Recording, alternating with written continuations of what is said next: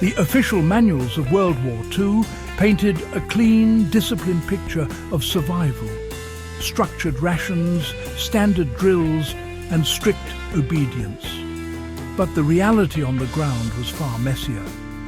In frozen forests, bombed-out cities and prisoner camps, survival often depended on tactics that were never written down. And, well, sometimes outright discouraged. These weren't heroic battlefield maneuvers. They were quiet, practical decisions, bending rules, improvising food, staying alive when systems failed. And here's the uncomfortable truth. Many of the methods that saved lives were considered too unconventional, too unorthodox, or just too difficult to standardize. Some were even suppressed because they challenged authority or exposed how unprepared armies really were. What you're about to learn isn't theory. These are field-tested survival strategies used by soldiers, resistance fighters and civilians that still hold value today. Whether you're into bushcraft, prepping or just serious history, these lessons cut through the noise. Let's get into the tactics they didn't want widely known and how you can actually use them.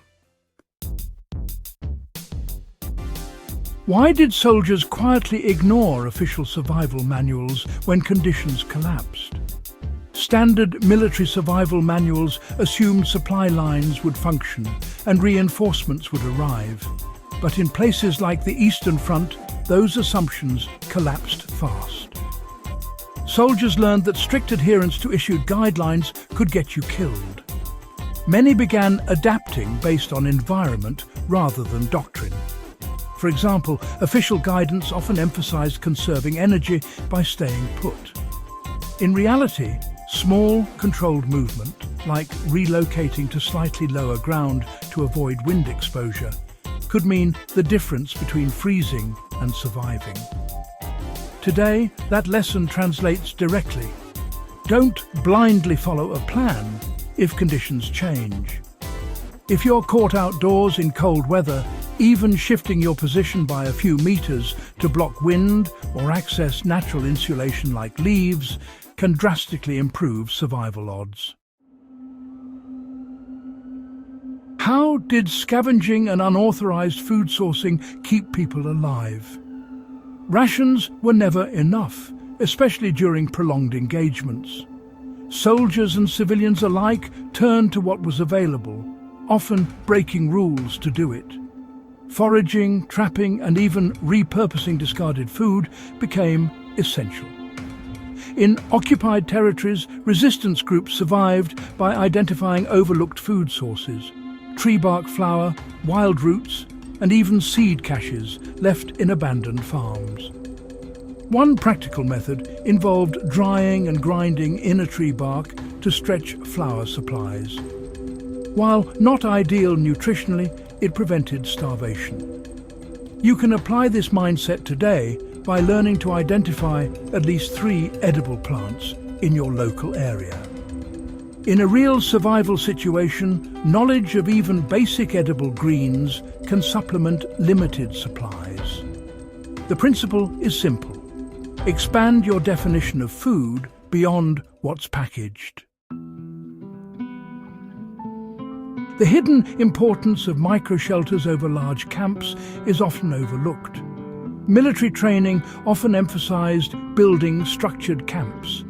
But in active war zones, large setups attracted attention from enemies and, honestly, even desperate civilians. Survivors learned to build micro-shelters instead, small, concealed, and quick to dismantle. A simple lean-to made from branches and debris could be constructed in under an hour and provided enough insulation to retain body heat. Soldiers would often rotate locations frequently to avoid detection. The modern takeaway is efficiency over comfort. If you're ever stranded, focus on building a shelter that protects you from wind and moisture first. A compact shelter heats up faster with body heat than a large one, making it far more effective in cold conditions. Why did controlled rule-breaking actually improve survival odds? Well, you see, discipline was absolutely essential in the military, but sometimes rigid obedience could actually conflict with staying alive. Soldiers would, on occasion, ignore orders about rationing, movement, or even fire usage when the situation really demanded it. There's a documented example where men lit small concealed fires, despite strict no-flame orders. The risk of being detected was very real, but honestly, so was the risk of hypothermia. Survivors managed to minimize smoke by using only dry wood and carefully shielding the flames with whatever terrain features they could find. So this all translates into a key survival principle. You need to assess risk dynamically. If you're facing a life-threatening situation, sometimes the rules just have to bend.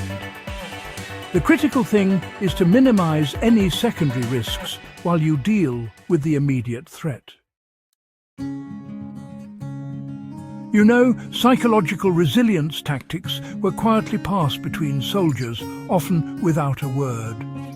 Not all survival techniques were physical, and well, mental endurance played a massive role, especially for prisoners of war and isolated units. Soldiers developed informal methods to maintain focus, building routines, doing mental exercises, and setting small goals. Breaking the day into manageable segments really helped prevent mental collapse. Even something as simple as setting a goal to gather firewood or repair gear could create a sense of control. In modern survival scenarios, honestly, this is just as important. If you ever find yourself in a stressful situation, try to avoid thinking in terms of days or weeks. Just focus on the next hour, then the next task. That kind of mental structure keeps panic from taking over. Let's talk about improvisation. Why using everyday materials often outperformed issued gear. Standard equipment was, quite frankly, often unreliable or insufficient. So, soldiers learned to improvise using whatever they had. Tin cans became cooking tools, cloth scraps turned into insulation layers, and broken gear was repurposed instead of being thrown away. One powerful example is the use of layered clothing made from scavenged fabric. Instead of relying on a single heavy coat, multiple thin layers trapped heat far more effectively. You can actually apply this today by rethinking your own gear dependency. If you're outdoors and underprepared, just look at your environment a bit differently. Plastic, cloth, even paper. They can all become insulation or tools if you use them creatively. Blending into the environment became a genuine survival skill, not just a combat tactic. Camouflage wasn't only for fighting, it was absolutely essential for survival. Soldiers and civilians alike avoided detection not just from enemies, but also from looters and hostile groups. This meant minimizing noise, reducing visible movement, and even altering routines to avoid developing patterns. Survivors understood that unpredictability increased their safety. In practical terms, if you ever need to remain unnoticed, whether it's in a crowded urban crisis or a remote setting, reduce your visibility. Avoid drawing attention through noise, light, or repetitive behavior. So, why do these banned tactics still matter today? Well, the reason many of these methods weren't widely taught is simple. They relied on independent thinking. Armies, by nature, prioritize order and predictability, but survival often demands flexibility. These lessons aren't just relics of the past. They're adaptable, practical strategies rooted in real-world experience. Whether you're dealing with a natural disaster, getting lost outdoors, or just preparing for emergencies, the core principle remains the same. Adapt to reality, not expectations. If you value this kind of deep, no-nonsense history and survival knowledge, don't stop here.